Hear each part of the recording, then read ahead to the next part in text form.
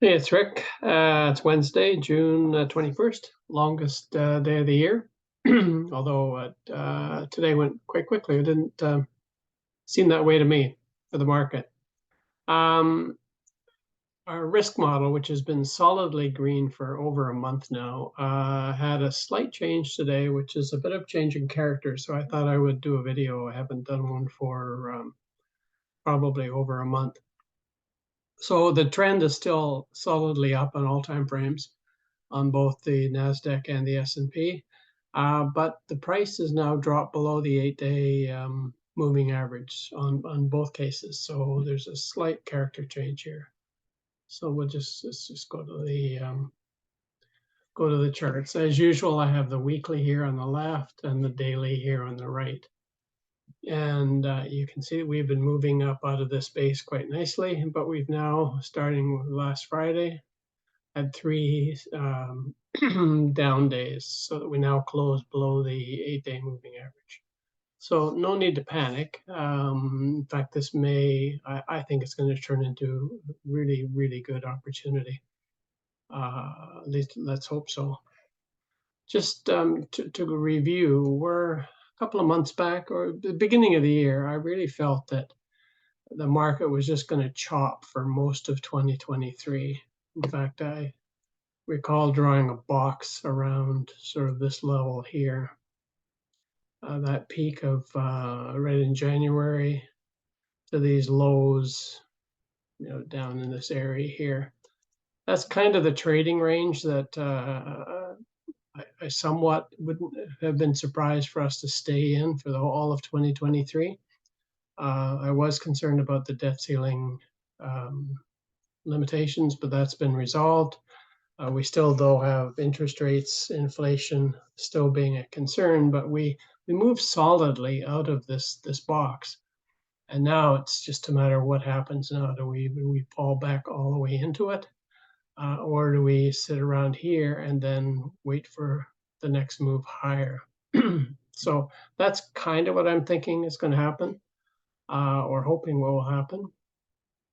If I was to draw this out, I'll just expand this out on the daily chart. What I would really like to see to get very, very bullish. I mean, right now I'm about 50% invested in my longer term accounts and zero invested, almost all cash in my trading accounts. Although I do have some positions which I go into, but so what I would hope to see, we've had 3 days of pullback. If we do another day down, say Friday, it stays here, maybe even comes up a bit on Monday, and then comes back down and does something like this. By then, this moving average will have climbed up. And if we turn up from this level here, I'm going to be really, really bullish. And it'll be all guns a-blazing. So that's what I'm sort of going to keep an eye on for the next little while.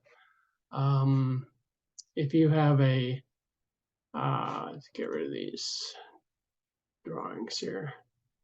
If you have a more bullish scenario, you could go long the S&P over today's high with a stop under today's low. And that's about a 0.6% risk. And if it reclaims the top up here, that's about 1.2%. So that's 2 to 1. I would use the SSO, which is the double leveraged ETF. So your risk increases to 1.2% from the high to the low. And then if it reaches here, that's 2.5%. So again, that's 2 to 1. And then if it keeps on going, then you're really well positioned for a nice gain. So I'll be looking at that carefully, but my real expectation is that we're going to mush around here somewhere. And that's what I'd rather see that than a push back up so quickly. I'd like to see this come down and digest for a little bit. So that's the US market. So the Canadian market is crap, to put it mildly. It's a completely different picture. I drew this some months ago. This was sort of a channel where we had a couple of higher highs and a couple of higher lows, and they're still in place. But we just can't get out of this sort of box here. So the Canadian market is performing kind of the way I expected the overall markets to go through 2023. So it's just no place to be. So all of you that are just restricting yourself to the Canadian market, best place to be is in cash. I would suggest some rolling T-bills, a third of your portfolio in a 30-day, another third in a 60-day, another third in a 90-day. And then just, if this mush keeps on going, just keep rolling them over. But you'll have some cash coming available every 30 days if this turns around and we start going back up. Even if you look at focusing on the weekly chart, if we focus on the sectors within the Canadian market, the bonds, just no place to be. Emerging markets, same thing, just now went below the 40-week moving average. VSP, this is the proxy for the S&P 500, so it mirrors the S&P, so this would be a good one you could stick in, but you're really investing in the US market. Energy, nothing, it's headed down. Financials, I think it's the same story. Yeah, everything's below the 40-week moving average. Gold, no, no signs. Information technology, this one is looking really good, but the problem with the Canadian one of the information technology sector is if you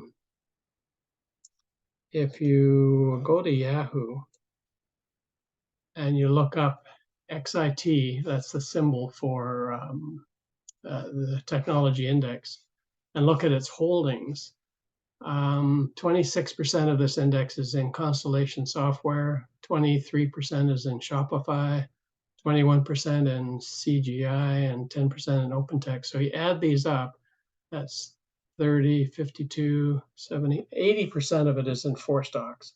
So that is just way too concentrated a sector for me to be interested in. I'd rather look at those individual stock patterns and invest in them rather than this index. So too much concentration there. Materials, no, below the 40-week. Real estate, nope. ZDB, what's that? It's dividends, I think. Yeah, even the Canadian dividends, no place to be. Usually a safe haven. The banks, again, no place to be. Everything below the 40-week moving average. And again, utilities. So the Canadian market, to me, is just a non-starter. So I would avoid it for the time being and focus on the US. Now, looking at some of the other indexes, small caps, still not near as strong as the S&P 500 and the QQQ. So really, it's a tough slugging for some of those. And the mid caps,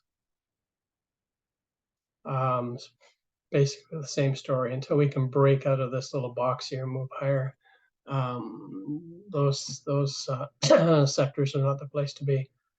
But having said that, there are some pockets of some individual stocks that give me a lot of hope that we can find some really good opportunities coming up, especially if the market starts to go higher. Just to give you an example, I have 4 positions open. Just go to the daily here. This is AAON.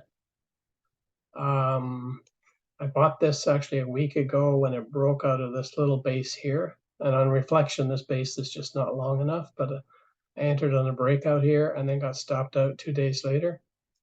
So that was a quick $800 loss. But I re-entered when it broke broke above the moving average here and this trend line. And I took half off today. And so I've got my 800 plus back. I think I'm up 900 and I've sold half the position and I still have half. So that one's working out well. Something that, just bring this up. So this is a tool that I use, and any of you that have any amount of money invested in the market should really have a tool, something like this. This is MarketSmith. So this particular company is in the boring build air conditioning and heating products. So it's pretty uninteresting kind of business. But when you look at their numbers, these lines here is their earnings for the last quarter. There were comparably a year ago in June of 22, they were down, but then they were up 76%, 294%, and 103%. So that catches my attention. Their revenue is up 45%, 75%, 87%, and 46% in the last 4 quarters. And return on equity has almost doubled from 13% to 22%. So they're starting to fire on all cylinders. Institutions are starting to pay attention. In March of last year, there was 380 institutions. Now there's 449. And this has a relative strength rating of 94. So it's outperforming 94% of all the stocks in the US. So yeah, good place to be. Sorry, to go back here, just look at this on a monthly chart to see where this could go. This thing has doubled, pretty much doubled in about a year. So can it double again, even though it's in a boring kind of market sector? Quite possibly with that kind of earnings growth. So this one I think will be hopefully a keeper. We shall see. Here's another one. I think it's in the same sector. Bought this 3 or 4 days ago in here, and I had a nice move today up to a new all-time high. And again, let's just have a look, see what business this is. Also building air conditioning and heating products. So this whole sector is sort of alive for some reason.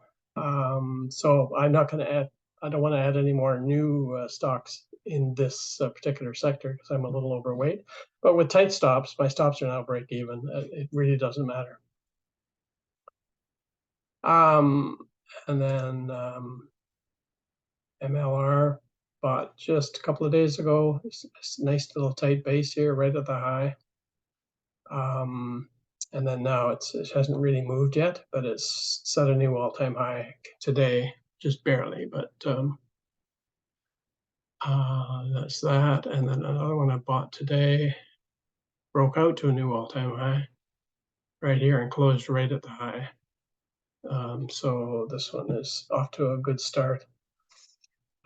People wonder sometimes, like, why do I buy stocks at the high?